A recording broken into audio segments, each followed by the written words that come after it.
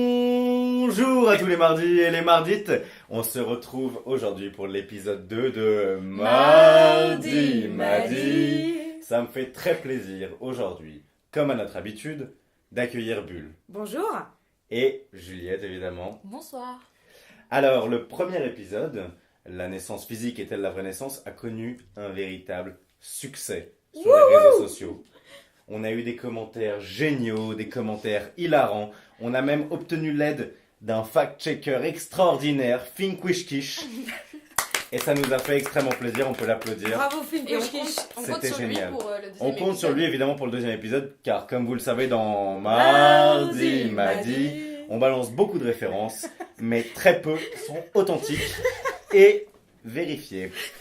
Alors, on se retrouve pour ce deuxième épisode avec, comme à notre habitude, un sujet concocté aux petits soins, petites épices par notre ami Victor Font, qui nous a soumis le sujet de ce deuxième épisode, qui n'est autre que... Roulement de tambour. Non, pas sur la table. Que reste-t-il d'instinctif en nous? Que reste-t-il d'instinctif en nous? Alors, mes très chers invités, on va commencer, comme d'habitude, et comme il se doit, par une bonne définition, comme on les aime. Qu'est-ce que ça veut dire, Bulle? Que reste-t-il d'instinctif? Alors, instinctif. Partons sur le principe de l'instinct. Commençons par une petite définition concoctée par mes soins. Aux petites épices. Aux petites épices. Donc, alors l'instinct, je pense qu'on peut considérer que c'est tout ce qui... C'est compliqué. Déjà, deux trucs. Toute notre part animale. Putain, Tout tout ce ce qui que j'allais reste- dire, mais c'est exactement ce que j'allais dire, c'est trop chiant. Mais non, Alors, mais c'est bien. pas grave, c'est pas grave. Dans Mardi Madi, on n'est pas dans une compétition, mais dans une complémentarité. Non, hein. mais tu commences par bulle tout le temps. Pas de- Le conflit. Alors, bon, Coupez. pour nos Non, auditeurs, non, il faut quand même rappeler que le sujet vient de tomber. Oui. Alors, personnellement, moi, Ellie, j'ai oublié de me présenter au début de ce podcast. Oh, Je putain. suis Ellie, l'animateur de ce podcast, Bien c'est pas sûr. grave. Les auditeurs commencent à nous connaître. J'étais au courant, je connaissais ce sujet depuis quelques heures, mais je ne l'ai révélé qu'il y a quelques minutes à Bulle et Juliette. Elles ne sont donc pas du tout préparées, et vous allez avoir le bonheur de les voir galérer à fond. Alors, je fais très vite, comme ça tu précises. Mais oui, mais je Et pense on qu'on est est bien. d'accord, mais vas-y. Donc, tout ce qu'il y a d'animal, de reste d'animal en nous, et j'aurais tendance à mettre dans l'instinct tout ce qui vient de notre inconscient aussi. Ok, alors moi j'avais pas pensé à l'inconscient. Mhm. J'avoue que direct tu me dis instinct, je pense animal, parce Ouais. que instinct animal, instinct de survie. Et pour moi c'est notre part d'animalité quoi. Ce qui en fait est assez. Enfin je sais pas si on a de l'instinct ou pas, j'arrive pas à me. Des fois je saurais même pas dire s'il y a des moments où on agit instinctivement. Alors, ça doit être toute la question du podcast. Oui, Ouais. bien sûr, ouais. Mais c'est un. Enfin, il y a certains actes qu'on fait qu'on n'arrive pas à expliquer, donc qu'on va peut-être mettre sur le coup de l'instinct, je sais pas. Mais Alors- en tout cas, c'est vrai que pour moi, ça relève vraiment de l'animal, quoi. Justement, c'est ce que j'allais vous demander. Qu'est-ce que ça veut dire quelque chose d'animal? Juliette, tu viens de fournir un peu une première définition qui est, en gros, des actes qu'on n'arrive pas à expliquer. Tu Moi, dirais je plutôt même a posteriori. A posteriori, ouais. D'accord. Moi, Donc, je on dirais fait- même qu'on contrôle pas. Non, mais par exemple, tu sais, la situation de t'es sur une fourche, il y a deux chemins, tu vas à droite, tu vas à gauche. Ouais, tu dis à Bah, l'instinct. Admettons qu'on aille à droite, ok. Pourquoi on a fait ce choix? Alors peut-être que il faisait plus beau à droite, le chemin a l'air plus beau, machin. Ou est-ce que c'est, on le sent, entre guillemets. Ouais. Je le sens plus. Tu vois, tu sais, ça arrive souvent de dire ouais, je la sens pas cette soirée. Est-ce que Ouais. c'est de l'instinct? Est-ce que je sais pas. Mais c'est vrai qu'on le dit souvent. D'accord, je donc le c'est sens une pas, sorte de- je sens pas ce mec. C'est une sorte de ou, pressentiment, ouais. de prémonition, d'intuition. Après, c'est pas pareil que l'instinct de survie où on va être dans la protection de soi. Alors, on va en parler. Mais c'est vrai que, bon alors, pour l'instant, deux définitions plus ou moins de l'instinct. On a un acte qu'on ne peut pas expliquer a posteriori, c'est-à-dire qu'on a fait sans réfléchir. Mhm. Et de l'autre côté, une sorte de prémonition, de feeling, de quelque chose qui arriverait plutôt avant l'action. Ouais, quelque chose d'un peu sorcier même. C'est-à-dire, avant qu'il arrive quoi que ce soit, on a le sentiment que notre action va avoir des conséquences plus ou moins néfastes ou bonnes. Mais en gros, l'un qui se situe plutôt avant et l'autre qui se situe plutôt après l'action. Ouais, moi je serais un truc que tu contrôles pas, Mhm. ça le fait automatiquement, ça je pense qu'on peut être d'accord sur la première définition. Et moi c'est ça que je considérais comme animal, c'est pour ça que je parlais d'inconscient. Pour moi l'inconscient c'est tout ce qui relève justement du sentiment, de la prémonition, du truc où peut-être que c'est explicable si on fouille l'inconscient des gens, mais à première vue comme ça, consciemment, juste c'est comment on appelle ça? Un automatisme, un réflexe. Ouais, quelque chose de... Ouais, c'est hyper personnel, quoi. C'est hyper sensitif. D'accord. C'est genre, c'est presque comme si tu respirais une odeur malsaine, quoi. Ah non, ça va pas le faire. C'est pour ça qu'on dit je le sens pas, d'ailleurs. Ouais, je le sens pas. Alors, ce sera le rôle du fact-checker de faire le lien entre l'olfactif et l'expression Je le sens pas. Ou elle sent mauvais. Oui, on dit, ça sent mauvais. ouais, Ça sent mauvais. Ah oui, là c'est très animal. C'est pisser sur son territoire et renifler la pisse des autres et ça sent mauvais, j'arrive sur le territoire de quelqu'un d'autre. Ouais, Tout à fait. Bah, Finquish nous apportera la solution. Merci, Finkushkish. D'accord. Donc on est dans un certain automatisme. Ok. Pour vous, c'est péjoratif ou positif ou négatif l'instinct? Comme ça, à vue de nez. Ben. En fait, moi, je pourrais le confondre des fois. Juste parenthèse. Parfois, ouais. À vue de nez. Non mais, à vue de nez. À vue de nez. C'est quand même une expression un peu étrange, non? Non, mais en fait, C'est à vue de nez, ça veut c'est dire... la vue que t'as de ton bout du nez. Tu vois rien au-delà de ça. À vue de nez, le premier abord, quoi. Bim. Ah, Aïe. d'accord. Ok. Je viens de me frapper toute Ouais. seule. C'est pas grave. Il y a des kits médicaux aussi dans Mardi Madi. Ouais, donc pardon, tu D'ailleurs, m'as coupé, il y Juliette. a une phrase d'un morceau d'Oxmo Puccino qui est trop bien, qui est trop, vraiment trop belle, je sais plus quel morceau. Bah, je crois que c'est Toucher l'horizon, il dit un truc comme faut voir plus loin que l'horizon, c'est bien mieux que le bout de son nez. Donc, je pense à ça juste. Mais T'es quand sûr tu que dis c'est d'Oxmo Puccino? Ouais, ça je suis sûre, mais alors par contre, je suis pas sûre de la citation exacte, mais D'accord. c'est sûr que c'est Oxmo Puccino. Donc, Ouais, positif, négatif. Positif, négatif. Juliette, pardon, je t'ai interrompu. Oui, non, j'allais dire que je pourrais confondre à certains moments l'instinct et le hasard aussi. Tu vois? Non. Par exemple, genre te dire je vais choisir plutôt à droite que plutôt à gauche par instinct parce que je le sens plus. En fait, c'est peut-être un. Ouais, c'est peut-être que a posteriori, en revoyant la situation, c'est un hasard que j'ai plus choisi la droite que la gauche. Et alors, est-ce qu'on pourrait pas plutôt considérer que c'est l'inverse? C'est-à-dire que t'aurais a priori dit bon, j'ai choisi au hasard, alors qu'en fond, si tu réfléchis deux secondes, c'est instinctif, tu vois. Moi, je pense que c'est plutôt ça, parce que j'aurais du mal à expliquer des actions humaines par le pur hasard. Un jet de dés, il n'y a aucune explication. Une action humaine, tu vois, il y a forcément un mouvement, soit mental, soit même physiologique, soit une connexion entre synapses, en bref, le moindre événement qui a fait que, genre, ta volonté s'est dirigée plutôt à droite qu'à gauche, non? Ouais. Mais alors, dans ce cas-là, si c'est positif ou négatif, je dirais que ça peut être positif parce que c'est par instinct qu'on est encore sur Terre, on s'autoprotège, le monde mute, mais nous on mute avec et on se protège, du coup on survit. Mais en même temps, ça peut être, comme on dit, si ça permet aussi, malheureusement si ça permet de s'éloigner de certaines personnes parce que on a le pressentiment que ça va pas le faire, c'est une défense qui des fois parfois pourrait ne pas être nécessaire, quoi. D'accord. Alors moi je trouvais cette question particulièrement intéressante parce que sans vouloir en faire des pataquès sur les nouvelles technologies, sur le progrès humain, etc.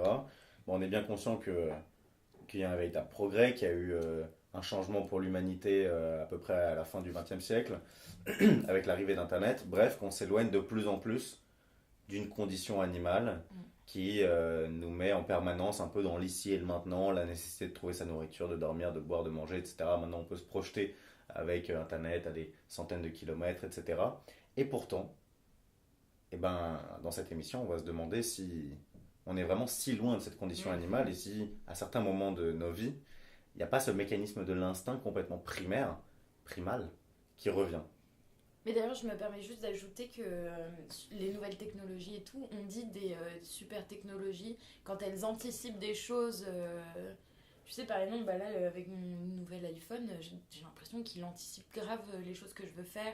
Parce que dès que je vais dans Plan et que je veux taper une adresse, c'est l'adresse qu'on vient de m'envoyer par texto, donc il me la propose.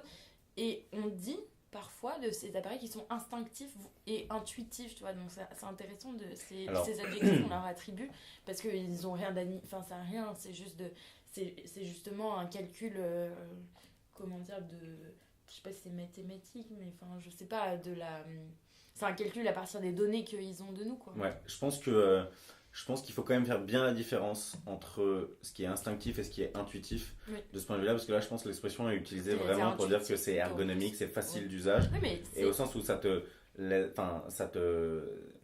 t'aide dans ta recherche, etc., de manière super simple, sans que tu aies énormément à réfléchir. Ouais, mais c'est étonnant qu'on ait donné des mots comme ça. De fait, c'est lié, mais je pense que ça peut être plus intéressant de s'écarter de cette voie-là des nouvelles technologies, etc., pour aller justement vers un retour à l'animalité, parce que c'est ça qui est assez intéressant. Alors, comme on avait fait la semaine dernière, est-ce que vous pouvez me citer des expressions ou des exemples où l'instinct justement reprendrait le dessus, des trucs un peu connus ou... Alors moi j'ai mon petit instant scientifique qui peut être intéressant pour donner un les petit stats, exemple. les stats, c'est génial. Merci Ellie. Alors, c'est un mécanisme du cerveau qui s'observe toujours chez les êtres humains, et ça va très bien avec ce qu'on disait sur les technologies, etc. Parce qu'aujourd'hui, dans notre monde hyper culturé, humanisé, etc., on a souvent tendance soit à rejeter, soit à nier, soit à complètement oublier ce qu'on a d'instinctif en nous, mais il y a une chose qui fonctionne toujours, et je pense que de toute façon c'est un truc dont on va reparler après parce que tout est lié, c'est cette fameuse partie du cerveau qu'on appelle le cerveau reptilien, qui... tellement de mauvaises imitations. Ça fait une grenouille. Du coup je suis perdue. Oui, le cerveau reptilien qui fonctionne peut-être je sais pas si c'est de moins en moins, mais en tout cas qui fonctionne évidemment beaucoup moins bien qu'un animal ou que les premiers hommes, mais qui fonctionne encore aujourd'hui, d'où ma fameuse stat. Quand n'importe qui dort dans un espace qu'il connaît pas pour la première fois, le cerveau met un certain temps avant de complètement s'habituer à cet espace. Donc pareil, un film quiche vérifiera mes stats, mais il me semble que c'est 48 heures. Où en gros, pendant que tu dors, donc tu as une partie de ton cerveau, il me semble que c'est l'hémisphère droit qui dort, mais il dort, voilà. Finky vérifiera. Et tu as ton hémisphère gauche qui, pendant toute cette phase de sommeil, scanne en fait absolument tout ce qui se passe dans cette pièce, qui se suit des mouvements, des bruits, de la lumière, de tout ce qui pourrait s'apparenter à quelque chose que tu ne connais pas, et qui, du coup, parce que tu es en phase de sommeil et donc de vulnérabilité, peut s'apparenter à une menace. Donc ça, c'est pas, pour le coup, c'est hyper reptilien, hyper animal, hyper instinctif. Tout ce qui ne te parle pas habituellement devient une menace. Ce qui fait que, et c'est une expérience qu'on a tous déjà fait, quand tu dors pour la première fois dans un espace que tu connais pas, déjà tu dors moins bien, tu te reposes moins et tu es sans cesse réveillé. Tu es sans cesse sur le qui-vive parce que la chasse d'eau, tu l'entends, le compteur, tu l'entends, une poutre qui grince, tu l'entends. Le minutage du réveil, tu l'entends, et en fait c'est hyper logique, c'est-à-dire que tant que t'as pas passé une nuit, voire deux sereines, où il s'est absolument rien passé corporellement, ton cerveau considère que t'es en état de danger permanent. Et donc, alors moi je crois que je ressens pas ça, parce que je crois que j'ai le sommeil d'un tapir à peu près. D'un tapir mammifère, mais ouais, je vois très bien. Alors je pense que ça, on va le classer dans la grande catégorie qui va être la catégorie instinct de survie. Oui, bien sûr. Clairement. Instinct de survie, parce que clairement c'est en position de vulnérabilité, une attention permanente à des éventuels signes de danger, bien etc. Sûr. Donc le sommeil. Oui, Juliette, tu veux... Du briquet. Ouais, du briquet. Je veux du briquet. D'accord, donc le sommeil, élément scientifique. Qu'est-ce qu'on pourrait avoir d'autre comme situation d'instinct de survie? Est-ce que vous, par exemple, ça vous est déjà arrivé d'avoir vraiment l'impression d'être dans un état d'instinct de survie? Alors, de survie, je ne sais pas. Mais enfin, ça peut marcher. Mais s'il y a un geste qui est le geste instinctif, c'est le réflexe. En général, tout à fait. le réflexe de protection, mais même le réflexe de je fais tomber un truc, hop, ma main, elle a... Ouais, ton t'as cerveau a l'impression pas le que temps la de réaliser. connexion au Ouais. cerveau s'est faite. C'est que il y en a même Wow. pas eu. C'est ça qui est dingue avec le réflexe, c'est que t'as l'impression que ton corps il a anticipé avant le cerveau, alors que forcément le cerveau, ça va tellement vite Ouais. que tu n'as pas ce ressenti-là. Et le geste du réflexe, pour moi, c'est un geste qui relève de l'instinct, quoi. C'est un truc de... Ouais, complètement. Mais c'est un peu poétique, mais... Pourquoi poétique? Bah parce qu'en fait, c'est un geste que le cerveau a commandé. Alors après, est-ce que l'instinct, c'est... Ah, quand tu dis que ça va plus vite que ton Oui, cerveau, ouais. ouais. Tout à fait. Mais je pense que le réflexe, c'est un truc à... Pour moi, c'est un... Personnellement, dans ma vie, j'ai beaucoup aimé regarder les réflexes et voir comment les gens agissaient par réflexe. En fait, ça m'a toujours interrogée, quoi. Je pense que c'est un truc à la fois qui nous est fondamental et en même temps contre lequel on lutte un petit peu, le réflexe. Justement, ce genre de jeu où justement tu t'amuses je sais pas, à tendre le poing vers un pote ou genre à faire peur à quelqu'un, etc. Et le but du jeu, c'est de ne pas réagir ou ne pas montrer justement Qu'on appelle breaker, hein, pour qu'on appelle breaker. les amateurs. Ouais, petite référence à Shams. Voilà, les initiés comprendront. C'est un ami au collège, en fait, qui, nous ayant vu faire ça, s'est mis à le faire, mais beaucoup trop, de manière genre obsessionnelle, parce que nous, on l'avait fait genre 2 fois, et il s'est mis à le faire systématiquement à chaque fois qu'il nous disait bonjour. Il tendait sa main comme pour récupérer un objet dans le creux de sa paume, il la dirigeait vers nos parties génitales, et il faisait ce bruit un peu gênant, Mais comme ça. c'est hyper malsain. C'est hyper malsain, surtout qu'en fait, genre, on n'était pas forcément amis avec lui, donc... Ah ouais, Mais quel ok. rapport avec le réflexe alors Ouais, Parce que l'idée, justement, est de le faire de manière soudaine. Ah oui, d'accord. Et en gros, si tu réagis en sursautant ou tu vois, en faisant un pas de côté, parce que Ouais. forcément, il y a aussi un truc intéressant avec le réflexe, c'est que ça ne touche pas systématiquement toutes les parties de ton corps. Il y en a certaines qui sont plus, j'ai l'impression, soumises au réflexe. C'est-à-dire que si je vais faire un geste brutal en direction de la main de Bulle, elle va peut-être moins réagir que si je le fais en direction de son visage ou en direction de sa chatte ou de ses fesses ou un truc comme ça. Tu vois, c'est-à-dire que peut-être Ouais, qu'il y a des mais- parties qu'on juge plus Mais vulnérables. moi, je parlais pas vraiment instinctivement. d'un truc hyper corporel. Par exemple, t'es dans une situation, tu sais, souvent t'as des récits post-attentat, post-truc comme ça, où un survivant va raconter comment il a vécu la situation, il a réussi à survivre et tout, et grâce à un comportement qu'il a eu, tu vois, qui a un comportement, il va dire j'ai agi par réflexe. Donc c'est clairement pour moi dans la logique de l'instinct de survie, tu vois. Et c'est pas un truc de je veux éviter un coup, je suis dans l'esquive ou un truc comme ça. C'est une façon de se comporter, Ouais. mais qui est totale et qui inclut pas je veux que le coude, que le machin, Ouais, ouais. que le machin. Il va être dans un bus, je sais pas, il y aura une asphyxie, il va se mettre au sol, tu vois. Et c'est intéressant parce que là, on n'est pas dans le cas où le corps réagit plus vite que l'esprit. On est dans le cas où l'esprit se met dans un certain état. Dans une tension spéciale. Dans une tension, dans un état d'efficacité le plus Ouais, total, voilà. avoir les bons comportements. Et l'instinct, ça peut être aussi cette façon d'être de rentabiliser tous les gestes pour qu'ils soient efficaces dans une courte durée. Ouais, moi c'est ce que j'ai vécu quand je me suis fait agresser dans le métro, pour Alors le coup, dans le raconte-nous un genre petit peu cette instinct de histoire survie. si tu veux la raconter. Oui, non, je peux la raconter, je vais la faire bref parce c'est pas hyper intéressant, puis en plus vous la connaissez déjà tous, mais bref. J'avais 16 ans, je prenais le métro sur la 8 et je me suis retrouvée dans un wagon de l'avant-dernier métro, je sais pas quoi. J'étais sur un strapontin et il y a un type qui s'est assis à côté de moi et qui m'a mis la main sur la cuisse. Donc là, pour l'instant, tout ce que je vous raconte, j'étais parfaitement consciente, je m'en souviens très bien, machin. Donc j'ai senti que c'était Bourbier. Donc je me suis levée, j'ai été m'asseoir sur le strapontin d'en face. Et là, le mec se lève et en fait, il m'a littéralement chopé les seins à pleine main. Donc je me suis levée. Il m'a plaqué contre le métro est en marche, hein. Il m'a plaqué contre les portes. Et là, pour le coup, je suis passée en mode instinct de survie. C'est-à-dire que je ne me souviens de rien jusqu'à ce que je m'en sorte. Donc, je me souviens vaguement qu'il me tenait les poignets et qu'il m'insultait. Mais, par exemple, je sais que je me suis dégagée. Je sais que je suis sortie sur le quai du métro. Donc, ça veut dire que je sais pas si je l'ai frappé. Je sais pas si j'ai crié. Je sais pas si j'avais l'air paniquée, sûre de moi, agressive. Je me souviens même pas d'avoir enclenché la porte du métro pour qu'elle s'ouvre. Je me souviens juste de m'être retrouvée sur le quai. Le métro est reparti. Et m'a dit, ouh putain, je m'en suis sortie, quoi. Ouais. Et là, pareil, instinct de survie, quoi. Donc tu sais pas ce qui s'est passé dans ta tête. Mais j'en ai aucun Est-ce souvenir. que Je t'as me souviens ressenti même de pas la d'avoir peur paniqué. Non. Si, a posteriori, j'ai eu hyper peur Ouais. parce que je respirais très vite, Oui, après, j'avais tu le t'es cœur qui rendu compte, battait à j'imagine, 1000, je suais ouais. froid. Mais sur le moment, t'as. Sur le moment, je me souviens très bien que à partir du moment où je me suis levée, où j'ai senti les mains de ce mec sur mes seins et que je me suis dit, oh putain, je vais me faire violer, blanc.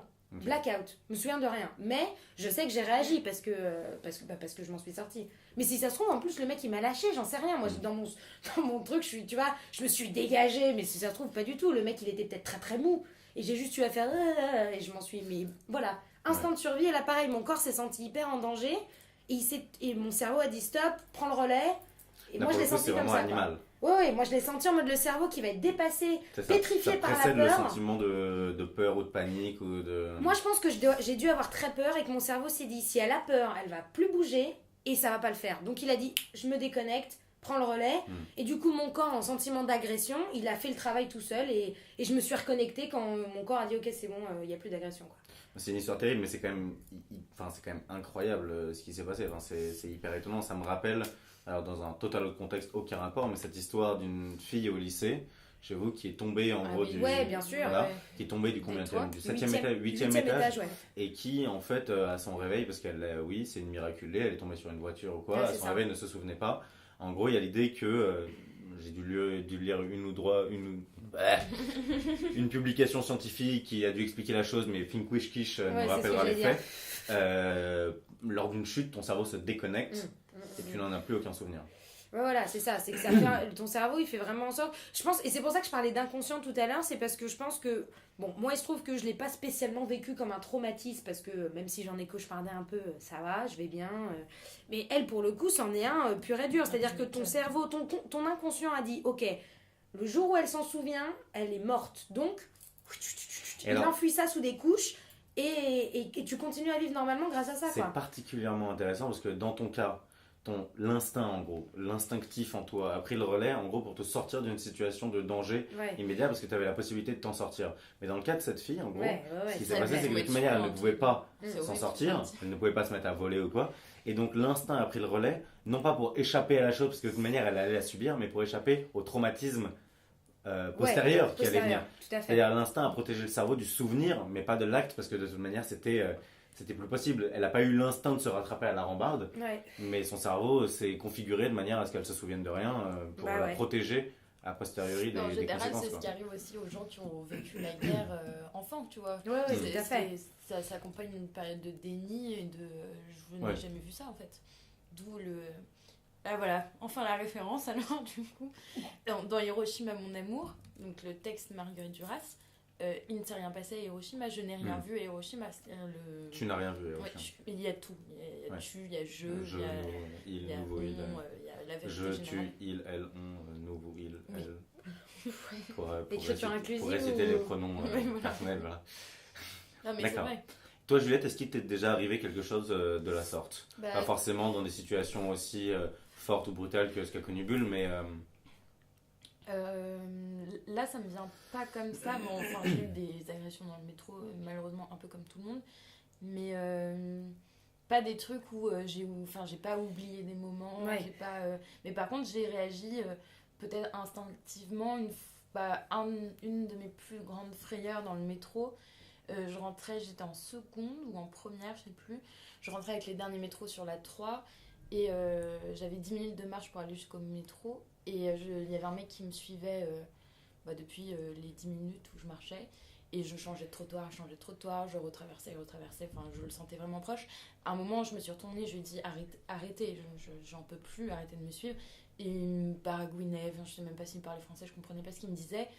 Il m'a quand même suivi. À un moment, j'ai traversé au rouge en courant en me disant bon, il y a le métro en face, je vais rentrer dans le métro, ça ira mieux.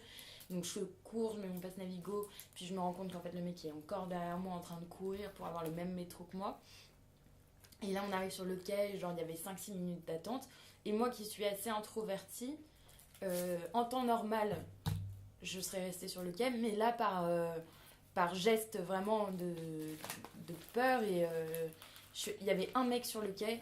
Et je lui ai sauté dessus, quoi. Je lui ai dit, alors que normalement, je ne serais jamais. Et j'étais pas bourrée en plus, hein. Je ne serais jamais allée voir ce mec-là. Mais je lui ai dit, le mec. Tu t'es tournée je le vers sens lui pas. instinctivement, quoi. Et je lui ai dit, le mec derrière, je le sens pas, ça fait 10 minutes qu'il est derrière moi. Et ça s'est archi bien terminé. Je suis tombée sur un mec hyper sympa en fait, qui travaillait à la RATP et qui était en fin de service, qui est monté avec moi dans le métro, qui m'a parlé comme si... Enfin, il avait l'âge d'être mon père, donc comme si on avait une relation père-fille normale. Le mec était dans le wagon juste derrière, et moi je descendais 3 stations après. Et le mec qui me sauvait, mon sauveur entre guillemets, il a mis un pied sur le quai, il a vu que le mec avait regardé si j'étais descendue ou pas, et du coup il m'a dit ok je vous raccompagne chez vous quoi. Et le mec m'a raccompagné chez moi, c'était sympa. Je suis tombée sur... Et il m'a dit d'ailleurs, donc je le dis pour tous les mardis et les mardites, et malheureusement surtout les mardites. Surtout les mardites. Comme il travaillait à la RATP, il m'a dit n'hésitez pas quand vous sentez dans un moment comme ça dans le métro à monter dans la cabine du conducteur, parce qu'il vous dira jamais non en fait. D'accord. Il vous dira non si vous êtes bourré, vous voulez juste avoir des sensations machin. Mais si vous êtes dans un moment où vous sentez que vous êtes une proie pour quelqu'un, il faut pas hésiter à chercher de la protection de... Mais du coup, c'est pas vraiment un truc d'instinct, c'est plus un truc encore de réflexe de... Mais ce que j'allais te demander, c'est au moment où tu as sauté sur le mec, est-ce que vraiment tu as eu le sentiment de pas réfléchir? J'ai pas réfléchi. À ça, je me souviens, si je me souviens d'un truc, c'est de... et le mec m'a même dit, calmez-vous, en fait, parce que j'étais juste super excitée par la peur, et j'étais tremblante. Quand on était dans le métro, il m'a même dit, du coup, je pense qu'il m'a tutoyé, il m'a dit, genre, calme-toi, tout va bien. Genre, et les gens nous regardaient hyper bizarrement, parce que c'était le dernier métro, donc il était bondé, et moi, j'étais, genre, vraiment, j'étais... Ouais, je l'ai fait... alors que je suis plutôt quelqu'un qui va se dire je me débrouille toute seule, non mais c'est bon, c'est qu'un seul mec, ça va, je lui réponds et tout. Là j'ai senti que j'étais vraiment une cible, et du coup j'ai pas réfléchi. Je pense que ça aurait été un SDF alcoolo qui était sur le... J'y serais allée, tu vois aussi. D'accord. Donc quelque chose qui précède un peu la pensée. Alors tu dis que ça me fait une transition parfaite. tu dis que, enfin parfaite, elle est un peu tirée par les tifs, mais c'est pas grave. Que cette personne, en gros, ton sauveur pour te protéger, comme il avait à peu près l'âge de ton père, il s'est un petit peu comporté comme si c'était ton père ou quoi. Changement de sujet total. Pour vous, l'instinct parental. Ouais. Est-ce que ça existe? Est-ce que c'est un vrai instinct? Alors souvent on parle d'instinct maternel, je préfère dire l'instinct parental parce que bon... Oui. Moi je pense que d'ailleurs c'est interchangeable. Hein. Il y a ce qu'on appelle l'instinct maternel, mais qui peut être exercé par le père. Hein, bien sûr, mais je pense qu'il y a... Comme dans l'instinct, comme on l'a dit, il y a quelque chose d'animal, il y a quelque chose de physique qui dépasse ou qui va au-delà ou qui fonctionne plus rapidement que l'esprit. Je pense que le fait que la mère est portée dans son corps, on en avait déjà parlé la semaine dernière, l'enfant, il y a quelque chose avec le cordon ombilical aussi, on en a parlé, de physiquement, où les deux êtres seraient, en tout cas, rattachés physiquement. Quelque chose qui précéderait la pensée, qui précéderait l'amour ou quoi, comme une sorte de souvenir de ce... Ah oui, moi j'y crois complètement à l'instinct parental, maternel. Je pense que c'est un truc qui existe complètement. Mais alors là, pour le coup, ce que je trouve assez intéressant, mais ça pareil, c'est un truc, je pense qu'on va en parler parce que c'est important. C'est un instinct, pour le coup, je pense, il est tellement fort cet instinct qu'on l'a énormément humanisé, on l'a complètement culturé, tu vois. C'est-à-dire que genre aujourd'hui, effectivement, on parle d'un instinct parental qui s'attache à l'amour, machin, mais moi je pense que l'instinct maternel ou parental de base, c'est simplement cette chose vivante en face de moi, c'est ma continuité. Donc que je meure ou pas, c'est elle qui doit rester. Mais c'est même plus une question d'amour, il est plus jeune. C'est un instinct égoïste. Oui, il faut que je continue à vivre. Il faut que je continue à vivre avec ce truc, quitte à moi me perdre. Pour toi, en fait, ce serait comme une sous-catégorie de l'instinct de survie, mais cette fois plus à l'échelle de l'individu, mais à l'échelle de l'espèce. Complètement. Pour moi, je dis pas que c'est ça encore aujourd'hui, mais la base de la base, c'est la survie de l'espèce. En plus, maintenant que c'est physiquement concret, c'est-à-dire que c'est plus une question de reproduction, c'est pour ça que je dis que c'était un lien, parce que l'instinct de reproduction, on va en parler, mais l'instinct maternel et parental, il y a un côté hyper... c'est la suite, c'est ma personne qui va rester dans le temps, et donc je pense que cet instinct de survie que tu as pour toi-même, dès que cette personne existe, tu la transfères, en tout cas en partie sur cet être, en disant, c'est lui qui est encore plus important parce qu'il va vivre plus longtemps, il va se reproduire plus longtemps, etc. D'accord. Qu'on a complètement culturé, parce que maintenant c'est devenu une sorte d'amour, tu vois... D'accord, mais toi tu penses à la base à un truc très... Ouais, moi je le vois de façon hyper animale, la survie de l'espèce. Donc instinct de reproduction en fait. qui est lié pour moi à l'instinct de reproduction. T'es d'accord avec ça, toi, Juliette? Ouais, après, moi, j'ai moins entendu parler que vous, apparemment, d'instinct maternel, parental. Ça me parle pas trop. Alors moi, quand je parle d'instinct maternel ou parental, je pense notamment à un cas de figure assez précis, où en gros, séparé par des kilomètres, Ouais, c'est ce que j'allais le dire. parent pourrait ressentir, Oui, soi-disant, quelque chose qui serait en train d'arriver Ok. à son enfant. Comme on peut voir dans les films, Ouais. la mère regarde à sa fenêtre, tout d'un coup, elle a une inquiétude parce que sa Ouais. fille qui vit à l'autre bout de la planète, ou son fils, est en train de vivre quelque chose de pas bien. Ouais. C'est pas simplement quand il arrive quelque chose de mal, genre de dangereux à ton enfant face à toi, mais c'est aussi un truc qui dépasse la frontière aussi du rationnel. Ouais, C'est ça ouais. qui est intéressant. C'est-à-dire que la survie de l'espèce, etc., évidemment, ton fils ou ta fille est sur la route pour ramasser tu vois, une peluche, il y a un camion qui arrive, tu te jettes sur la route pour le sauver. Il y a quelque chose voilà, de rationnel. Mm. Mais dans l'idée que ça dépasserait Mm. les limites de notre perception, c'est-à-dire quelque chose qu'on peut pas voir, ni sentir, ni entendre, ben on pourrait quand même le pressentir ou quoi. Ouais, alors ça, c'est étonnant. Moi, j'aurais pas d'exemple, en tout cas. Moi, j'en ai pas d'exemple non plus, mais par contre, c'est mon côté un peu mystique, j'y crois, quoi. Enfin, Mais ça, je l'ai moi aussi, jamais j'y ressenti. crois, en fait. Moi, malheureusement, j'ai pas de frères et sœurs avec qui j'ai pu vivre ce truc, mais c'est un truc dont on parle pour les frères et sœurs et surtout pour les jumeaux. Ouais. Il paraît que c'est un truc qui existe, quoi. Tu sens quand l'autre est triste, tu sens quand l'autre est heureux, tu partages des joies qui sont Donc encore une fois, voilà, les hyper jumeaux, instinctives.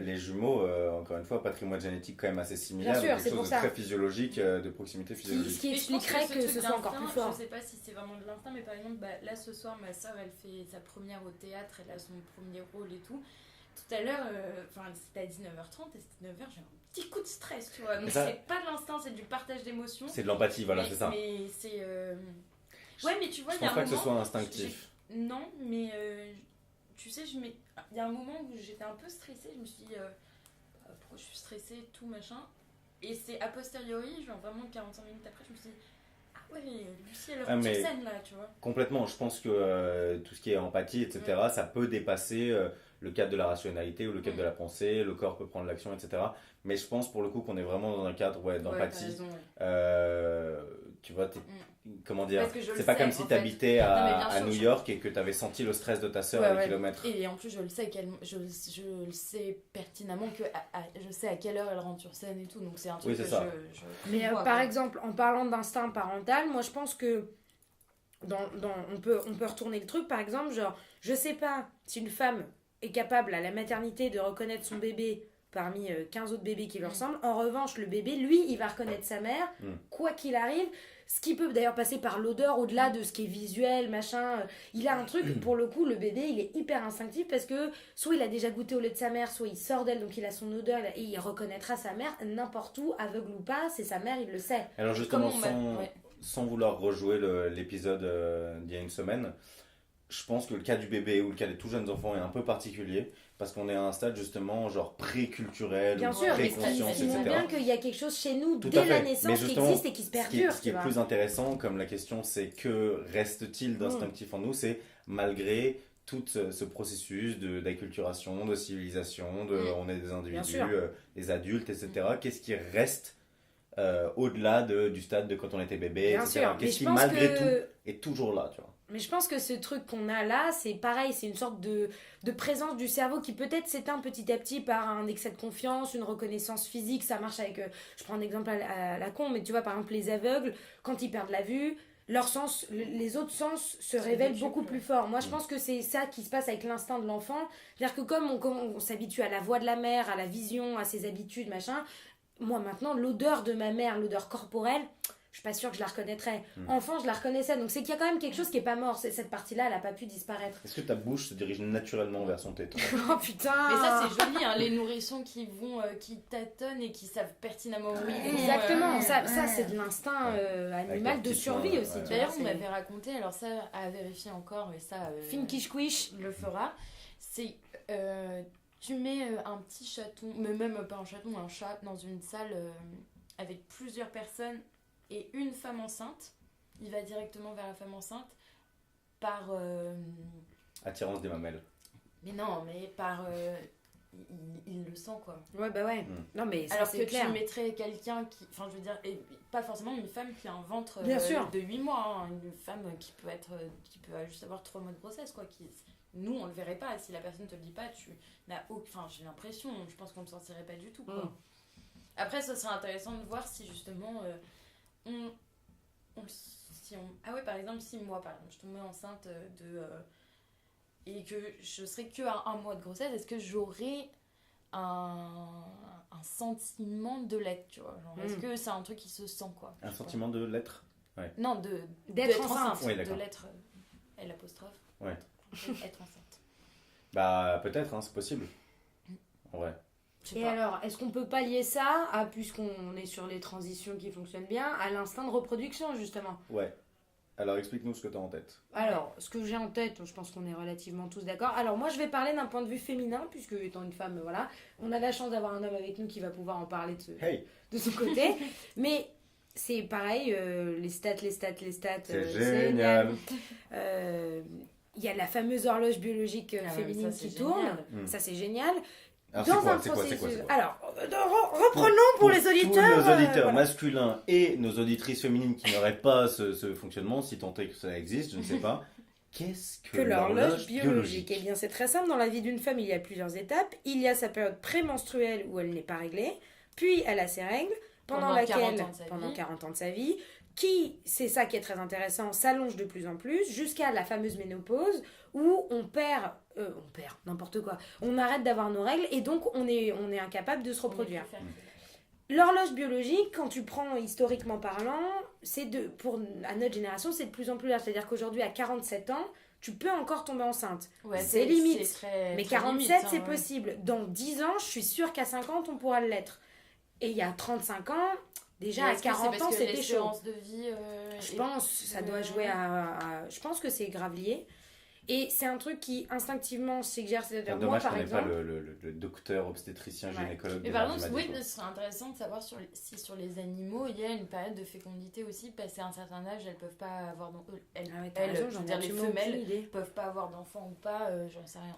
Ouais, alors continue. Oui, pardon. Et du coup, moi par exemple aujourd'hui, à mes 22 ans, je n'ai absolument pas d'envie de me reproduire.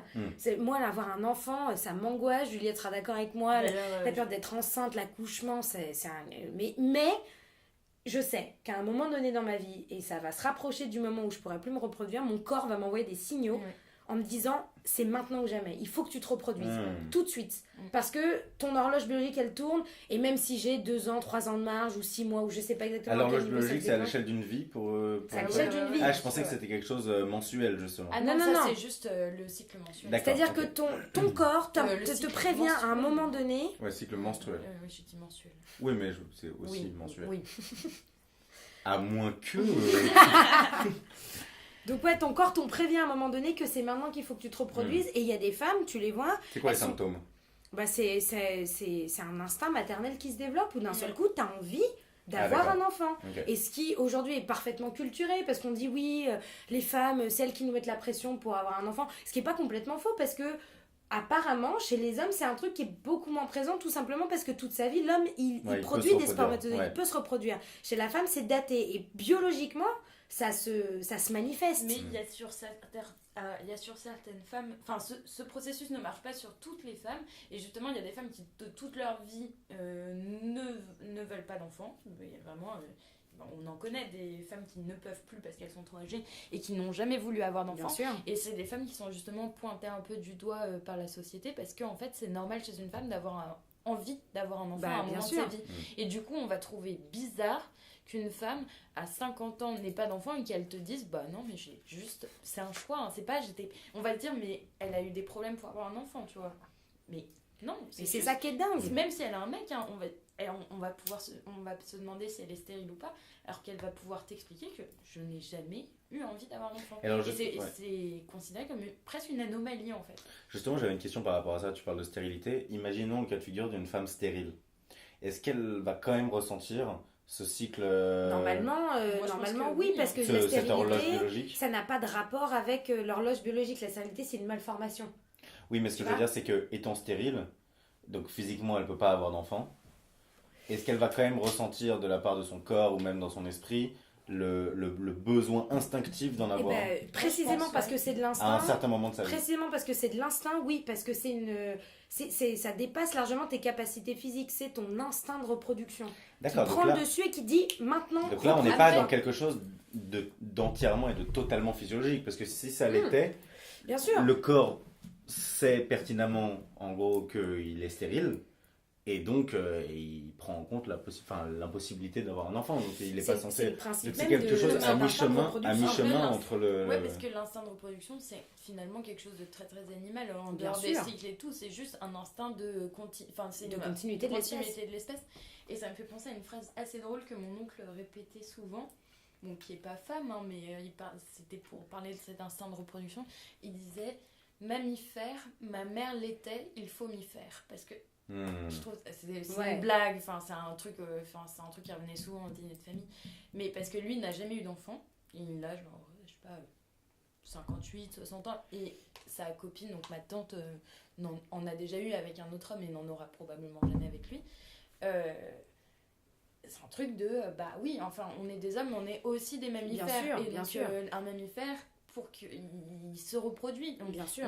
il naît, il mange, il vit, enfin il se reproduit puis il meurt un moment quoi. C'est ça. Hmm. Et c'est ça qui est dingue pour ces femmes qui n'ont pas eu d'enfants, c'est qu'il y a par choix, hein, pas par impossibilité, c'est qu'il y a un moment donné où, et je trouve ça fascinant, la culture et justement cette conscience, cette volonté sociale prend le pas sur l'appel de l'instinct et l'appel physique, qui est de dire je me reproduis, non, j'ai pas envie. Au point que, voilà, humainement parlant, elle a le choix d'aller contre l'instinct hyper primaire qu'on a nous. Peut-être que ce que toi t'as à ton échelle quand tu dis que tu dors la première nuit Ouais. sans ton cerveau reptilien, tu vois. Je pense qu'il y a deux choses qui expliquent que l'homme ne ressent pas ça. En tout cas, pas tous les hommes peut-être.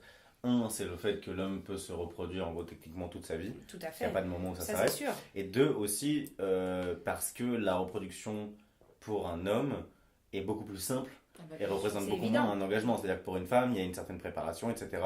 Évidemment, elle Il sait y a qu'elle un va porter un engagement du enfant corps. pendant 9 mois, il y a un engagement du corps énorme. Et voilà, il y a aussi une incapacité physique, enfin une incapacitation physique pendant les 9 mois qui fait qu'il faut trouver les moyens de subvenir à ses besoins pendant cette période, etc. L'homme, en un sens, pour parler de manière hyper brute, il peut tirer son coup avec n'importe qui et se reproduire. Plus Et ou un moins. peu toute sa vie. Mais le truc Et qui un est peu toute très sa vie. intéressant Mais ce que je là-dessus, veux dire, c'est que, imaginons un mec de 90 piges qui peut toujours techniquement le faire, merci les pilules bleues. En gros, il peut du jour au lendemain dire bon, bah allez, ok, tu vois, genre je vais tirer un coup vite fait et genre je m'en fiche si je meurs demain. En Mais gros. oui. Si Mais je meurs parce demain, que, je me bien serais sûr. quand même reproduit. Alors qu'une femme, ouais, bah de toute façon, elle serait dans l'impossibilité d'être enceinte. Du coup. mais c'est surtout que, en plus de ça, comme tu dis, le fait que ce soit les femmes qui portent l'enfant, physiquement, il se passe un truc où, par exemple, une femme enceinte produit un certain nombre de molécules, d'hormones, qui sont particulières au fait d'enfanter. Et c'est ça c'est pour ça que ça se manifeste physiologiquement, que l'homme, peu importe qui féconde ou qui féconde pas, quand il libère ses spermatozoïdes, les hormones, c'est les mêmes, qui deviennent pères après ou non. La femme, quand elle est enceinte, elle libère un certain nombre d'hormones qui sont pareils, un truc hyper animal, hyper vital, qui sont des trucs de femmes enceintes, quoi. C'est pour ça qu'on dit qu'elles ont des beaux cuticules, un beau teint, c'est parce que ça vient des hormones, des cuticules, tu sais, c'est les entre trucs de les les ongles. ongles. voilà, les petits trucs des ongles. Mais c'est... Des beaux Ah, mais ça, je cuticules. savais pas qu'on disait qu'elles avaient des Non, beaux mais cuticules. je sais pas si c'est vrai, hein, Alors, à on apprend vérifier. tous les jours avec dans Bulle.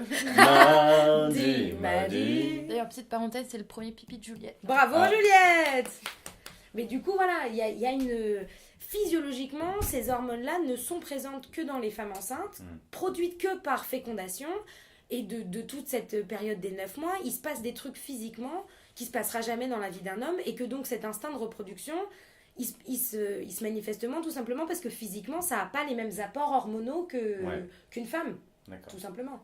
Et Intéressant. ça joue, je suis sûre que c'est lié à l'instinct, parce que l'instinct, il y a quand même quelque chose, comme on disait, d'hyper primal, et le primitif, c'est le corps, avant même l'esprit. Donc, Attends. Vous entendez Juliette faire pipi? Ah, elle a fini. elle a fini. Alors, c'est très intéressant, ça va être l'heure de la transition, Oh putain. parce que on va passer sur un sujet légèrement différent, mais qui, vous le verrez, est assez lié, puisqu'on parlait de reproduction. Parlons un petit peu de sexe. Allez, c'est Et parti. alors, ça me permet un petit peu de déplacer le débat vers un tout petit peu autre chose, parce que pour l'instant, on parle un petit peu d'instinct non contrôlé. Mais moi, j'aimerais vous demander quelque chose pour un peu la deuxième partie de ce podcast. Est-ce que on peut contrôler ses instincts? est-ce qu'on peut se laisser aller à ses instincts, se libérer en gros d'une trop grande réflexion pour céder à... Alors le mot pulsion n'est pas exactement le même que instinct, mais vous voyez bien ce que je veux dire, c'est-à-dire en gros se laisser aller à quelque chose d'assez primaire et animal. Mais ça, pour moi, ça relève pas de l'instinct. Hein. Enfin, Ça relève pas de l'instinct. Les pulsions, je sais pas si c'est de l'instinct. Alors justement, en parlant de l'instinct de reproduction, je voulais parler justement de la libido. Quand même quelque chose d'assez instinctif. Enfin, je sais pas comment vous le comprenez, je vais vous demander ça dans une seconde, mais en gros, moi je le vois comme quelque chose qui te prend un petit peu sans que tu l'aies vraiment décidé totalement, quoique, on verra. Ouais. Mais en gros, quelque chose qui te prend à la manière d'un instinct, auquel t'as pas trop réfléchi, mais simplement qui a un appel du corps, tout simplement. Ouais. Pour moi, c'est extrêmement lié avec l'instinct de reproduction. Pareil, à la base, une libido non contrôlée, ça vient de là. C'est aussi pour ça qu'on a tendance à dire que la libido des hommes est bien plus exacerbée que celle des femmes, tout simplement parce que en termes physiologiques, la femme, elle a une période de libido, c'est la période où elle est féconde, et l'homme, parce qu'il peut se reproduire n'importe quand et que ses spermatozoïdes se renouvellent toutes les 48 heures, il me semble. C'est 48, non? Je ne sais pas, Finkushkish Finkushkish va nous apporter. Il a une libido plus exacerbée parce qu'il a besoin d'évacuer ses spermatozoïdes de manière beaucoup plus régulière que la femme n'a de demande physique d'être fécondée. D'autant plus que oui, c'est assez juste parce que la ménopause, justement, le moment où tu es plus fertile, quoi, s'accompagne souvent, très souvent, et je pense même d'une perte de libido. 100% du temps, d'une perte de libido. C'est ce qui fait que finalement... la ménopause est aussi mal vécue par certaines femmes parce qu'il y a des petits trucs genre oui t'as chaud ou t'as des trucs, mais c'est rien comparé à une perte de libido en fait.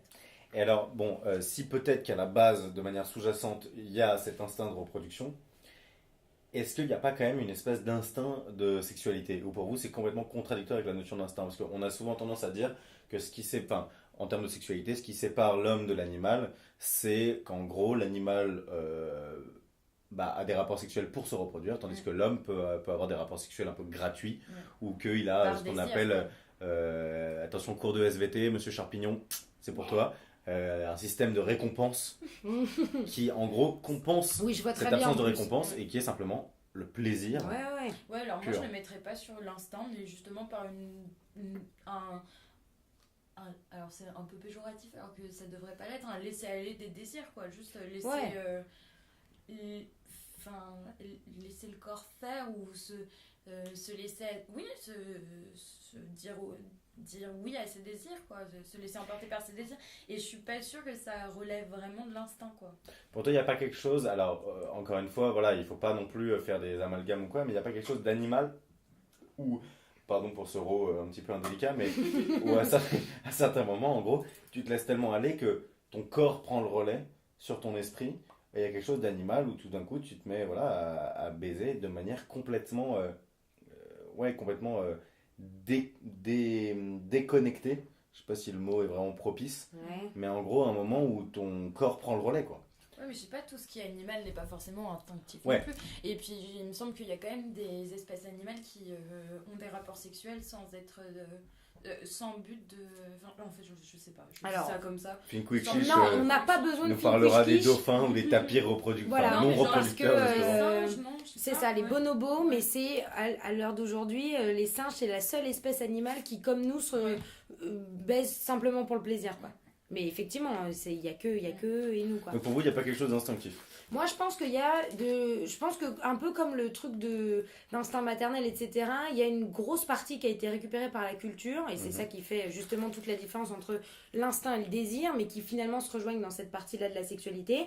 C'est que l'instinct sexuel pur et simple, il est parfaitement conditionné par cette envie de reproduction, mais parce que c'est un sentiment qui nous plaît tellement et qui est aussi une sorte de libération totale du corps, de la conscience, du désir, du plaisir, que c'est un truc qu'on recherche et qu'on peut s'auto-relancer seul. Il y a beaucoup de... Je crois que je vois à peu près ce Il y a que tu veux beaucoup de dire. cercles dans ce que je raconte, mais parce que voilà, on a décidé que cet instinct, ça devenait du plaisir instinctif en fait. Ouais, mais tu vois, justement, on avait défini au début l'instinct comme quelque chose d'animal. Ouais. Moi, je pense, mais après, je mesure ce que je dis parce que j'en suis pas sûr. Je pense qu'il y a aussi des instincts proprement humains.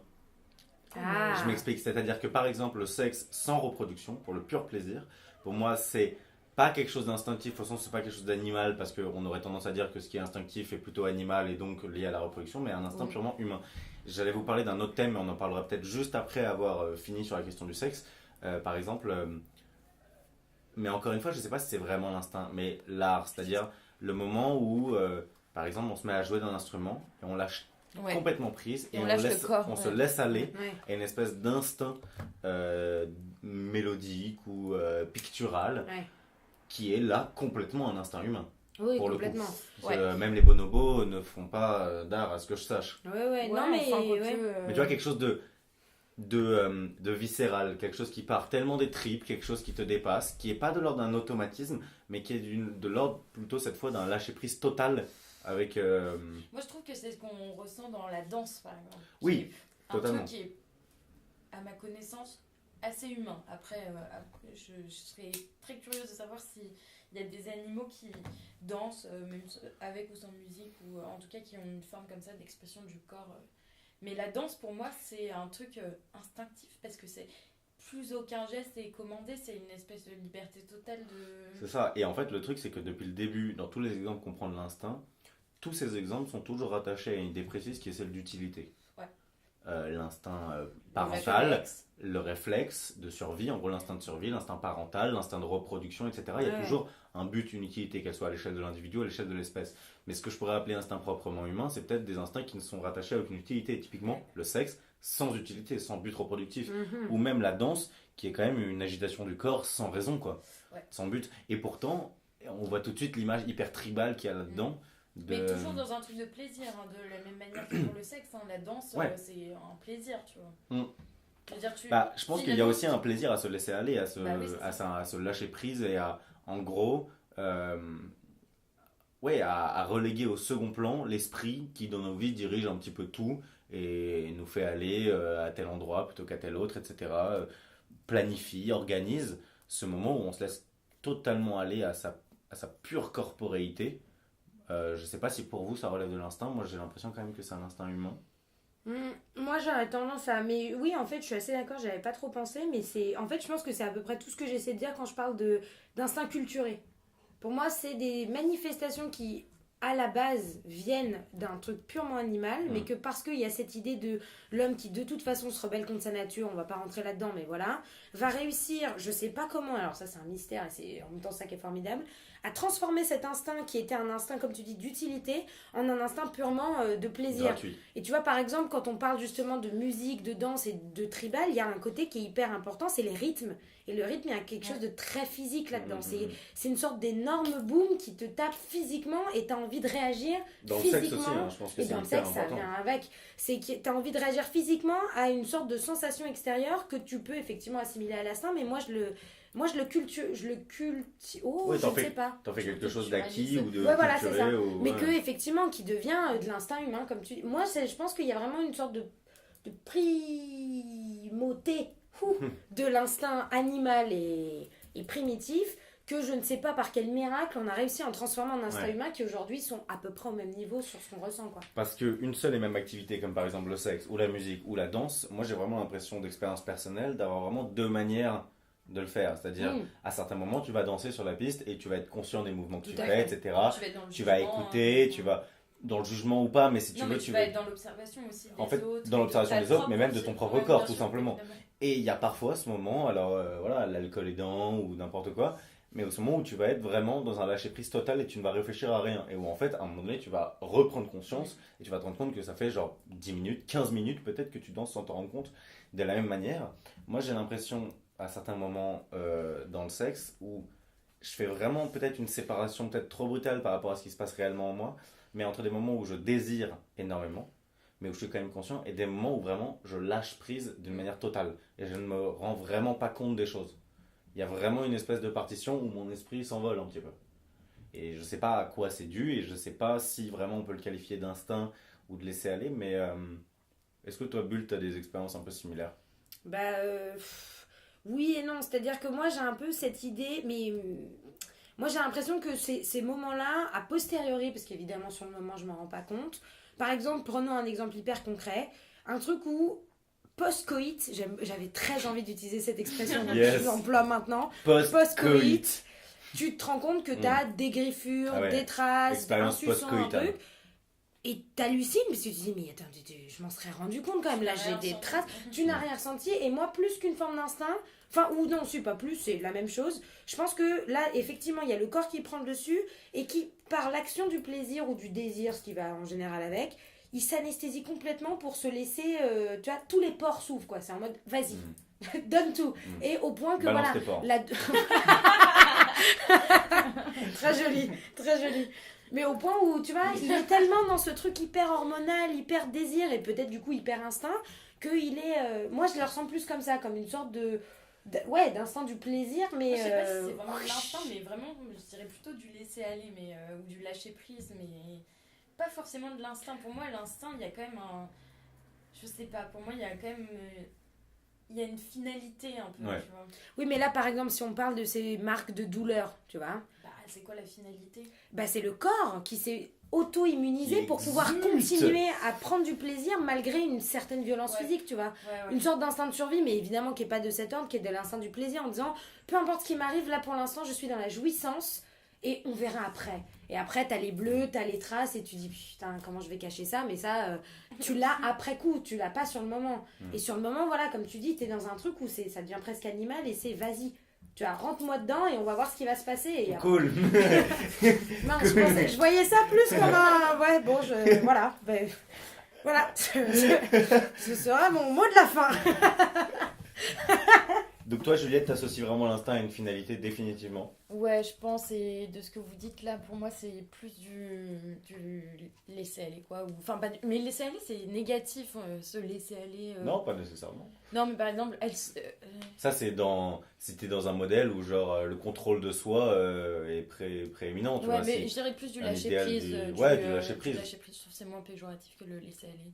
Mais alors justement, est-ce qu'il n'y aurait pas quand même une utilité dans le lâcher prise, dans l'idée justement de pouvoir vraiment être le libre, plaisir, alors, ouais, peut-être. tu vois, c'est-à-dire pas être conscient de ses imperfections, ou par exemple quand on danse du fait qu'on danse mal, Oui, ou quand oui, on bien chante sûr. du fait qu'on chante mal, ou quand on baisse du fait que tu vois, genre que ce soit des complexes physiques, ou Ouais, des ouais. maladresses, ou des choses comme ça, ou même le fait que, je sais pas, les voisins peuvent entendre, tu vois. Big up aux voisins. Big up aux voisins. Et tu vois, qui pourrait bloquer justement l'action, qui pourrait mettre des freins, des barrières, etc. Et peut-être dans un truc de libération, Ouais, non, genre, t'as peut-être raison. peut-être, en gros, peut-être la finalité serait un peu de jouir du moment présent, Ouais, ouais. jouir sans entrave. Oh, c'est beau ce que tu dis. D'accord, très bien.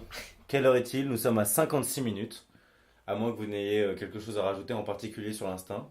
Est-ce qu'on pourrait faire une petite conclusion quand même, parce qu'il nous reste, je pense, quelques mini-minutes Ouais. pour nous. Puis c'est un peu ton boulot. C'est un peu mon boulot, mais là je vous propose une conclusion un peu plus étoffée. Allez, Bon. c'est parti. C'était quoi la question? Que reste-t-il en nous d'instinctif? Très bien. Là, on a énuméré plein de choses, l'instinct parental, tout ça, on va pas le refaire. Pourquoi est-ce que cette question, est-ce qu'elle est intéressante selon vous? Est-ce que pour vous, en gros, je reformule, est-ce que c'est important aujourd'hui de se demander, d'avoir ce regard un peu réflexif sur nous-mêmes pour essayer de s'interroger sur nos moments instinctifs? C'est-à-dire se rappeler un peu pour nous à notre naturalité première, est-ce que c'est important? Est-ce que c'est un mécanisme de réflexion intéressant qu'il faut avoir régulièrement ou pas, mais est-ce que c'est quelque chose d'important, Juliette? Bah, moi, je pense parce que... Et je pense que la question se pose d'autant plus maintenant où on parlait des nouvelles technologies, des trucs comme ça. C'est un rappel... L'instinct, c'est finalement un rappel constant de... On a parlé de l'animalité, mais du fait qu'on est des êtres vivants, en fait, et de notre caractère vivant, de notre vivacité. Vitalité, c'est mieux. Vitalité, ouais. C'est mieux. De votre vitalité, je pense. Ouais. Enfin, je pense que ça peut être des gestes quotidiens, comme des petits réflexes, des trucs comme ça, qui rappellent qu'on a un contrôle sur nous-mêmes, ou qu'on... Je sais pas. Qu'on a un corps aussi. Ouais. On Oui, a un qu'on corps. ait un corps. Parce que l'humain veut absolument, comme tu as dit, se rebeller contre sa nature, Bulle tout à l'heure. En gros, oublier la chair, oublier ça, parce que c'est un truc très, très historique. On pourrait faire la généalogie de la haine, en gros, du corporel, de la chair. Et voilà, je pense qu'on est un peu dans un retour ces dernières années, justement avec Internet, la dématérialisation, etc. Ou les machines un peu... Où on veut concurrencer les machines à l'être humain aussi. Ouais, exactement. Et je pense qu'en ce moment, on est un peu dans un retour à ce questionnement, genre bon, on est quand même des êtres charnels, c'est quand même important, c'est pas anodin. quelle importance ça peut avoir pour nous de se rappeler ça. Pour toi, Bulle Bah, pour moi, l'instinct, il y a peut-être un côté un peu plus métaphysique, mais voilà. Moi, ce que j'aime bien dans cette idée d'instinct, comme je suis d'accord avec vous, hein, pour moi, c'est hyper important l'instinct. Et on parlait d'utilité et oui, on parlait de vitalité, et donc pour moi, c'est hyper lié. C'est-à-dire que tout comme on a réussi à culturer notre instinct pour le faire apparaître sous différentes formes, que ce soit le désir ou je sais plus ce qu'on disait d'ailleurs, la danse, etc., l'art, l'instinct, pour moi, c'est une très belle manière de non seulement d'avoir ce regard un peu d'humilité, de se dire effectivement on n'est que des êtres vivants qui sont soumis à des instincts, à des pulsions, à des choses qui sont incontrôlables pour lui, et en même temps il y a une forme de métaphysique qu'on arrête en enseigner aujourd'hui, et que je trouve qui est hyper importante dans l'instinct, que cet instinct, il donne un sens un peu à notre vie. Alors là, voilà, mais tu vois, par exemple, l'instinct de survie, l'instinct de reproduction, il y a une question métaphysique qu'on traite depuis des milliers d'années. Qu'est-ce qu'on fait sur Terre? Quel est notre sens de vivre? Et je pense qu'en fait, ce sens-là, ça sert à rien de le chercher dans les étoiles. Il faut faire l'inverse. Il faut retourner au primitif, à l'instinct. C'est-à-dire que si tu ressens ce besoin de vivre, si tu ressens ce besoin de plaisir, de désir et de reproduction, c'est que ta vie déjà, rien que là, elle a un sens. Après, tu lui donnes la forme que tu veux, mais elle a un sens. Et si tu l'as perdu, tu le retrouves dans toi-même.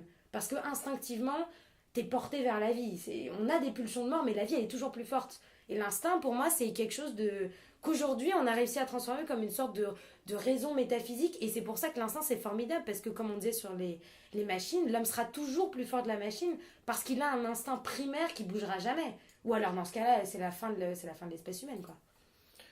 Comme vous avez pu le constater, dans Mardi Madi, on est très sens de la vie, on est très redonner du sens aux choses qui ne l'ont pas, on est très utérus, on est très Yes. physique, on est L'origine très du trip et l'origine du monde, voilà, hashtag Courbet, commenter sur les réseaux sociaux.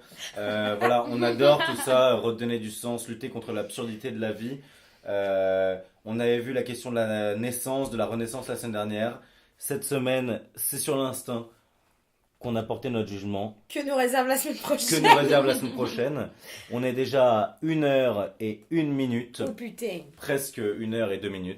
Je crois qu'il est temps de s'arrêter On va se dire Je au crois revoir. aussi. avec cet épisode de Mardi Madi. Et on dit salut à toutes les mardites et à Salut tous les les mardis. mardites et les mardis. On se retrouve la semaine prochaine pour un nouvel épisode dont on ne connaît pas encore la thématique que nous livrera Victor Font. Victor Font. On attend évidemment les commentaires de Finkwish Kish sur les réseaux Finkwish Kish. sociaux pour alimenter un petit peu la Et les réflexion. autres, hein. Le fact-checker, les autres évidemment, vous êtes tous bienvenus pour commenter, pour discuter, pour nier, pour nuancer et même pour faire des haters, pour critiquer parce que oui, dans Mardi Madi, on aime la critique, on aime le débat. Sur ce, on vous dit au revoir, salut à tous, ciao. Salut, salut.